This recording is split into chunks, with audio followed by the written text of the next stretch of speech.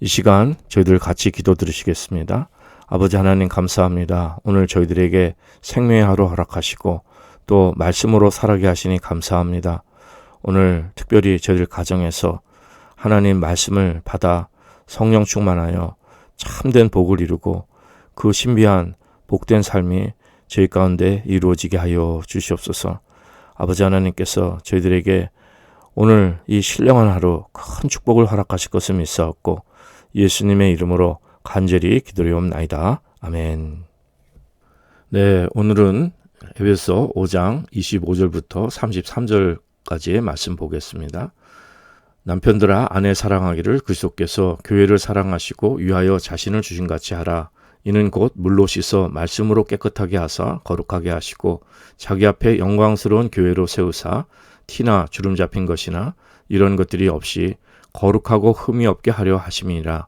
이와 같이 남편들도 자기 아내 사랑하기를 제 몸같이 할지니 자기 아내를 사랑하는 자는 자기를 사랑하는 것이라. 누구든지 언제든지 제 육체를 미워하지 않고 오직 양육하여 보호하기를 그리스도께서 교회를 보양함과 같이 하나니 우리는 그 몸의 지체임이라. 이러므로 사람이 부모를 떠나 그 아내와 합하여 그 둘이 한 육체가 될지니 이 비밀이 크도다. 내가 그리스도와 교회에 대하여 말하노라. 그러나 너희도 각각 자기의 아내 사랑하기를 자기같이 하고 아내도 그 남편을 경외하라. 아멘. 네, 오늘은 에베소 5장 25절부터 33절까지 나와 있는 내용, 특별히 그 남편이 아내를 사랑하라는 이 내용을 주제로 오늘 살펴보겠습니다. 참된 사랑이 무엇인지, 진정한 사랑이 무엇인지 그 주제를 살펴보도록 하겠습니다. 저희들은 지난 시간에 그 아내가 남편에게 복종하라는 주제를 다루었습니다.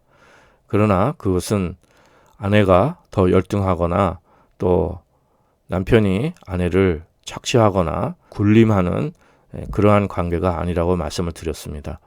둘이 동등하지만은 그러나 한 몸이 되어서 이제 남편으로 대표되는 것을 말씀했습니다.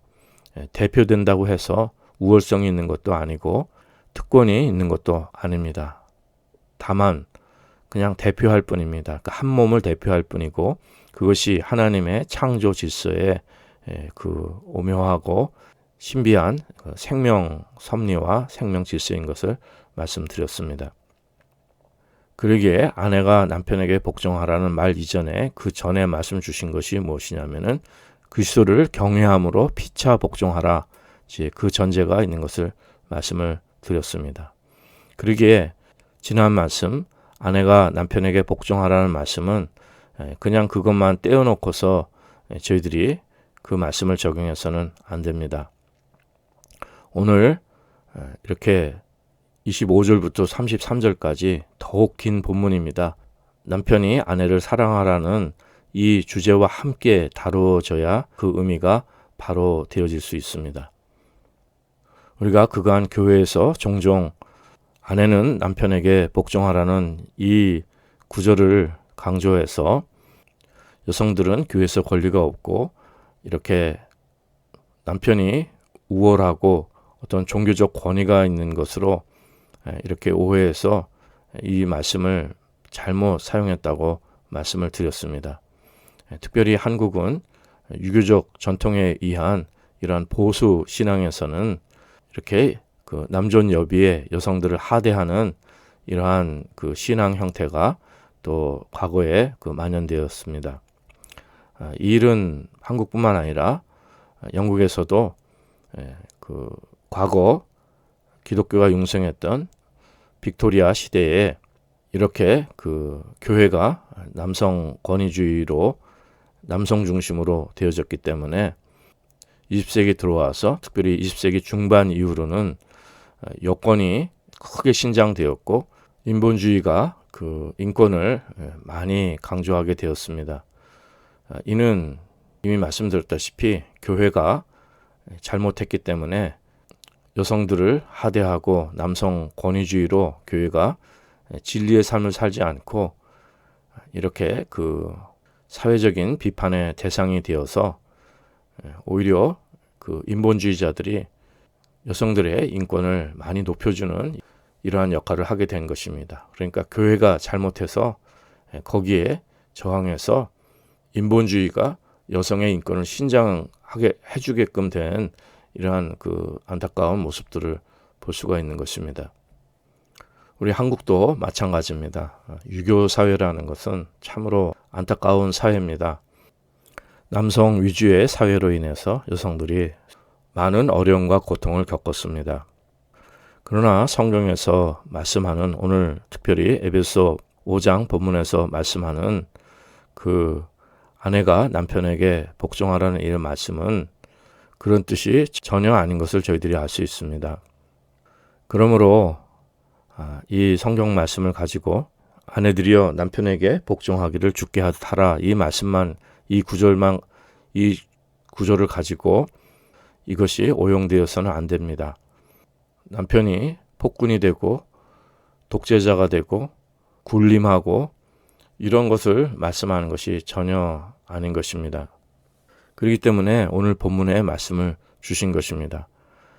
남편은 아내를 사랑으로 대해야 됩니다.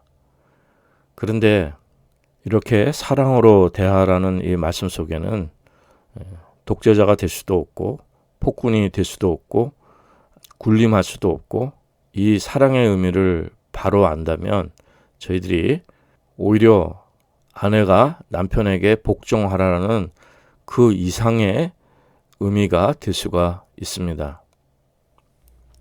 제가 이번 말씀을 준비하면서 좀 스트러글하고 힘들어하는 모습을 보면서 아내가 저에게 이렇게 우스갯소리로 말하기를, 지난 말씀 그 아내가 남편에게 복종하라는 말씀은 잘 준비해서 그렇게 어렵지 않게 잘 전하는 것 같더니 왜 이번에는 이렇게 힘들어하냐고 웃으며 말했습니다.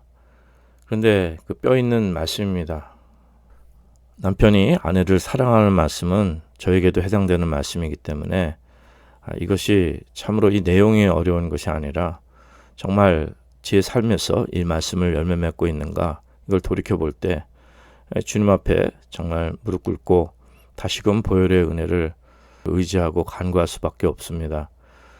더욱 성령 충만하여서 저부터도 말씀의 열매를 맺기로 원합니다. 또 이 말씀을 들으시는 성도님들, 특별히 그 남편들은 아내들을 대할 때 이렇게 성령 충만해서 사랑의 열매를 맺는 이러한 은혜가 있으시기 바랍니다. 또 남편이 아니더라도, 남편 아내 가족들이 아니더라도 우리가 성령 충만하여서 이 말씀의 원리를 실천하는 이러한 은혜가 있으시기를 기도합니다. 남편이 아내를 사랑하라는 말씀은 이 사랑이 무엇인가, 이 의미를 저희들이 정말 잘 살펴봐야 됩니다. 진정한 사랑이 무엇인가, 참 사랑이 무엇인가, 이것이 오늘 말씀의 주제인데, 이 의미를 잘 살펴서 오늘 저희들 가정에서 특별히 남편들이 이러한 그 사랑의 열매를 맺는 이러한 복이 있으시길 바랍니다. 디모데후서 그 1장에 보면은 그 7절에 보면은 하나님이 우리에게 주신 것은 두려워하는 마음이 아니요 오직 능력과 사랑과 근신하는 마음이라고 했습니다. 그러니까 우리 삶에서 하나님을 경외한다고 할 때도 이렇게 가부장적인 권위의 하나님을 섬기는 것이 아닙니다. 두려워하는 마음이 아니라고 했어요. 그래서 특별히 남편이 아내에게 굴림하고 독재자가 되면 아내가 남편을 두려워하게 됩니다. 이제 그런 마음이 그것은 하나님께서 주신 마음이 아니라는 거예요.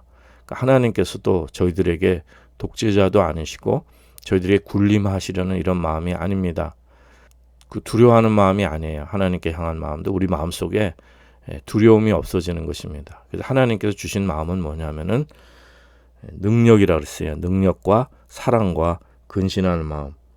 이것이 참 귀한 말씀입니다. 이 세 가지가 너무도 귀한 말씀입니다. 능력과 사랑과 근신하는 마음. 우리가 파워가 있습니다. 권위가 있습니다. 남편이 파워가 있습니다. 권위가 있어요. 그러나 그것만 있어서는 안 되고 사랑이라 그랬어요. 사랑. 그러니까 그 파워를 제대로 사용할 수 있는 사랑입니다. 그러니까 이 파워가 사랑의 파워예요. 다른 사람들을 압제하는, 다른 사람에게 해를 끼치는 그러한 잘못되게 사용되는 그러한 파워가 아니라 사랑의 능력입니다. 그래서 이 파워에는 사랑이 항상 같이 따라가야 되는 것을 말씀하는 거죠. 그러니까 아내가 남편에게 복종하라 이 말씀만 주신 것이 아니라 남편도 아내를 사랑하라 이런 말씀을 주신 것입니다. 이 하나님 주신 마음이 이렇게 같이 있는 거예요. 능력과 사랑과 또 근신하는 마음인데 그 영어 표현으로는 그 사운드 마인드입니다. 아주 건강한 마음, 건전한 마음, 혹은 디스플린. 그러니까 이렇게 절제되고 연단받고 근신이라는 단어도 좋은 것 같아요. 이 말씀 뭐냐면은 이 모든 것을 조화를 이루고 하모니를 이루는 절제하는 마음을 말씀하는 것입니다.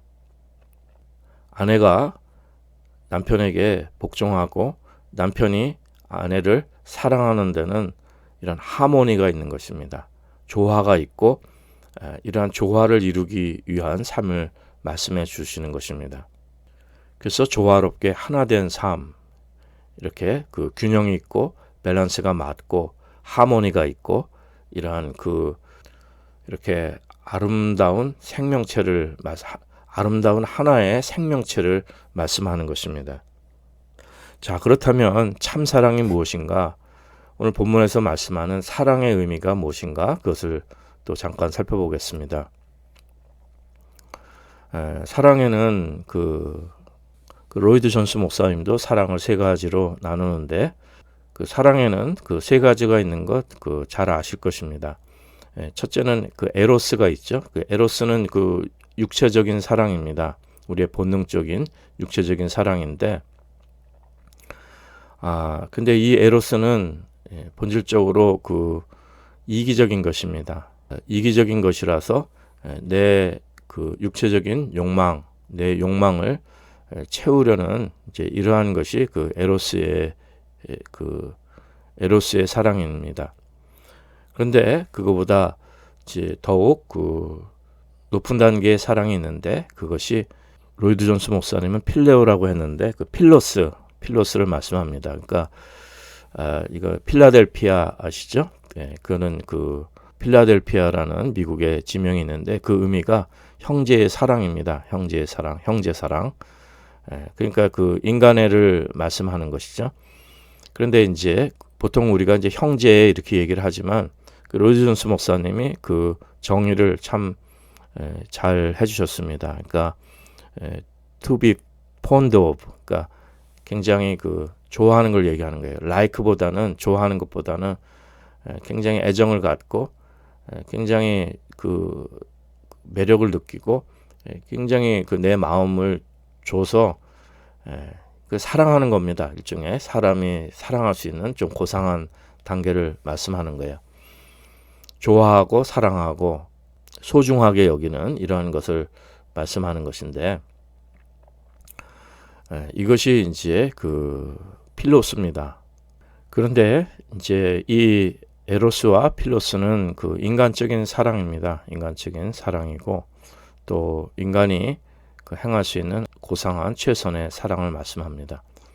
그런데 아시다시피 그 성령님의 열매, 성령 충만하고 성경에서 말씀하는 하나님의 사랑은 아가페입니다. 아가페는 이것은 성령님의 열매로서의 사랑인데 이것은 에로스와 필로스와 근본적인 차이가 있습니다. 그런데 저희들이 그렇다고 해서 이 아가페만 강조하고 에로스나 필로스를 완전히 무시해버려서는 안 됩니다. 그러니까 교회사를 통해서도 잘못된 이단이나 잘못된 신앙의 형태가 있었는데 에로스는 무조건 죄악된 것이다 해서 금하고 인본주의의 사랑이나 인간의 것은 완전히 그것은 가치를 두지 않고 금하고 오직 하나님의 아가페 사랑만 필요하다 이제 이렇게 주장해온 이제 사람들이 있었습니다. 그러나 사실 그것은 아가페 사랑의 실천이 되질 못합니다. 아가페 사랑 안에는 이 모든 것들이 거룩하게 되어서 이것이 이런 것들이 포함되어 있는 것인데, 저희들이 자칫 잘못 생각하면은 잘못된 금욕주의에 빠지기 쉽습니다. 금욕이나 정죄에 또 율법주의 신앙에 빠지기가 쉽습니다. 그러니까 어떤 육체적인 것, 성적인 것, 이런 것들은 모두 다 죄악시하고 다 더럽고 더 악한 것이다 해갖고 완전히 금하는 것이 있는데, 그것은 잘못됐다는 것이죠. 또 인간적인 사랑들, 이런 것도 무조건 다 잘못됐다고, 죄인의 죄성이 있기 때문에 무조건 다 잘못됐다고 하는 것도 잘못된 태도입니다. 요한복음 마지막에 보면은 예수님께서 베드로에게 말씀하십니다. 너는 날 사랑하느냐? 이렇게 물었을 때 베드로가 대답합니다. 제가 주님을 사랑하는 거 주님이 아십니다. 이렇게 대답을 했는데, 예수님이 물으실 때 날 사랑하냐 물으실 때 그 사랑이라는 것은 아가페입니다. 그 아가페 표현을 주셨는데, 베드로는 필레오로 대답을 했어요. 그러니까 예수님을 좋아하니까, 인간으로서 예수님을 너무너무 좋아하고 그 예수님을 사랑한다고 이렇게 표현한 것입니다. 근데 그것이 필로스예요. 두 번째, 예수님께서 다시금 아가페의 사랑을 물으십니다. 날 사랑하느냐 물었더니 베드로가 다시금 이 필로스로 대답을 합니다. 아가페를 모르는 거죠. 베드로는 아직. 그럴 때 예수님께서는 이번에 세 번째 물으실 때는 예수님이 그 수준을 낮춰가지고 예수님이 수준을 낮춰서 베드로 수준에 맞추셔갖고 필로스를 말씀하십니다. 예수님께서 그 베드로의 눈높이에 맞춰주신 거죠. 그러니까 무슨 말씀인, 다시 말씀드리면은 아가페도 중요하지만 베드로의 그 필로스를 예수님께서는 그걸 완전히 버리지 않으시고, 그걸 거부하지 않으시고, 그 눈높이에 맞춰서 그 마음을 받으신 것을 말씀하는 것입니다. 그러나 분별해야 될 점은 에로스 그 자체가 그것이 옳은 것은 아닙니다. 그건 육의 열매예요. 에로스는 육의 열매고, 또 에로스를 통해서 우리가 죄를 지을 수가 있는 것입니다. 그런데 이 에로스가 거룩하게 되는 것을 말씀하는 거예요. 그러니까 만물을 감사함으로 받으면 버릴 것이 없죠. 말씀과 기도로 거룩해지는데, 이 에로스가 거룩해지는 것을 말씀하는 것입니다.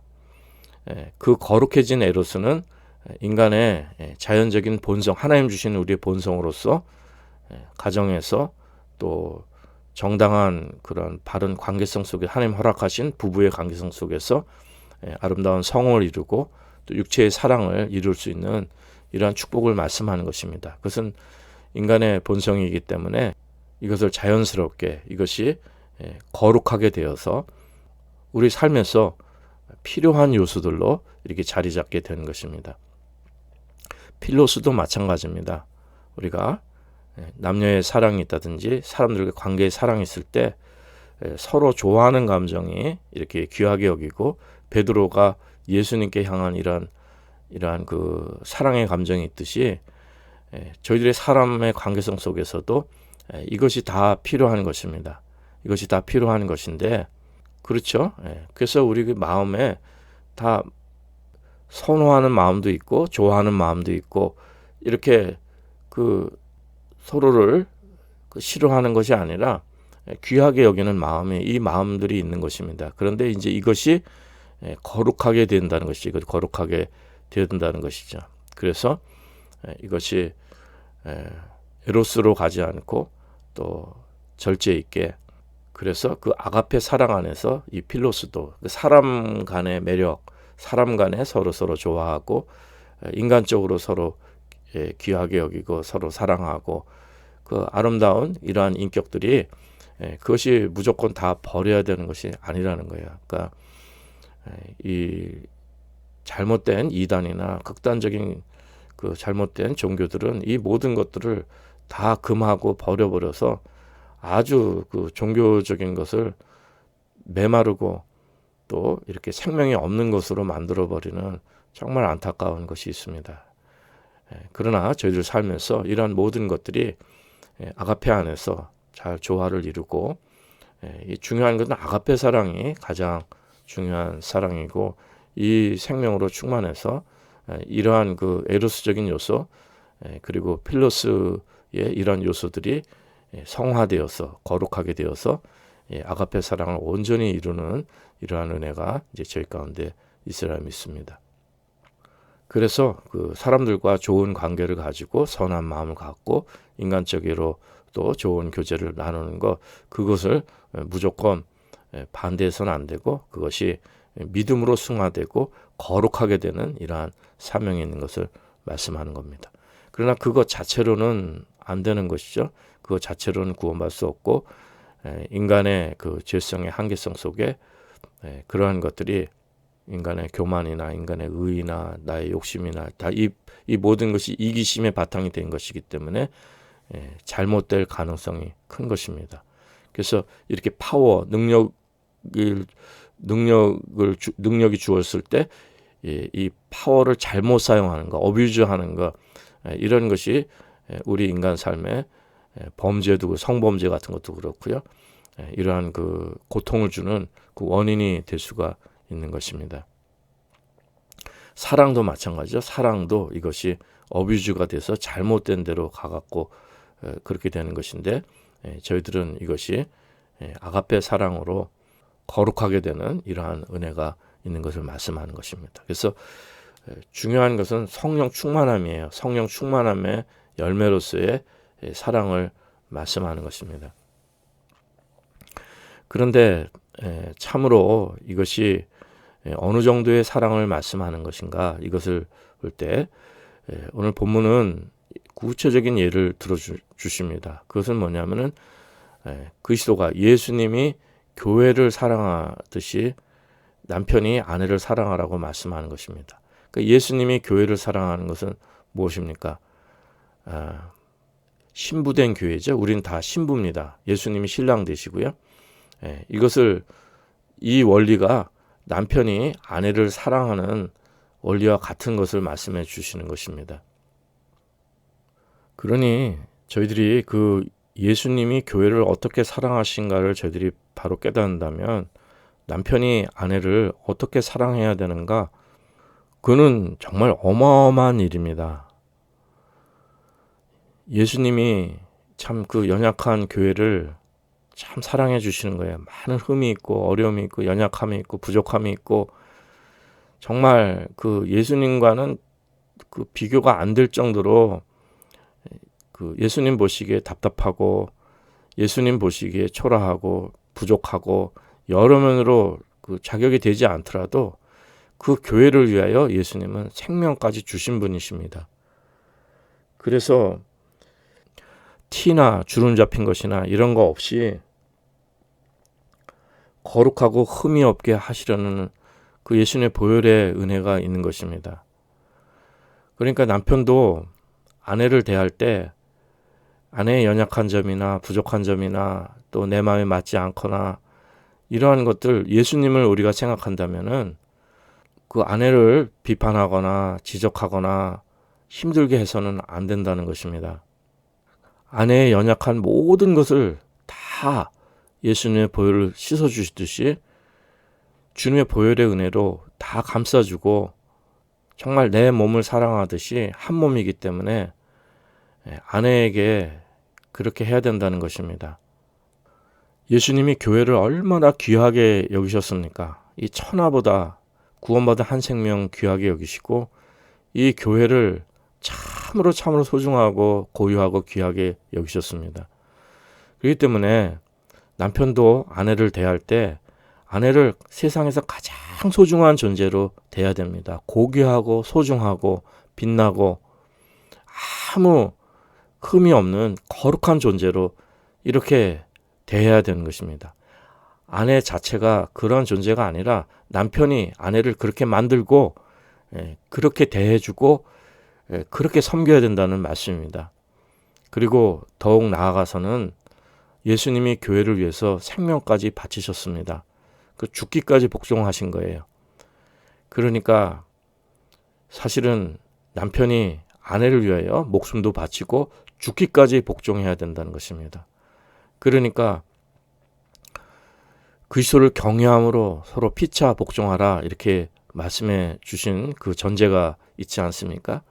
그 안에서 아내들은 남편에게 복종하고 또 남편은 아내를 사랑하라 하셨는데, 이렇게 그 아내가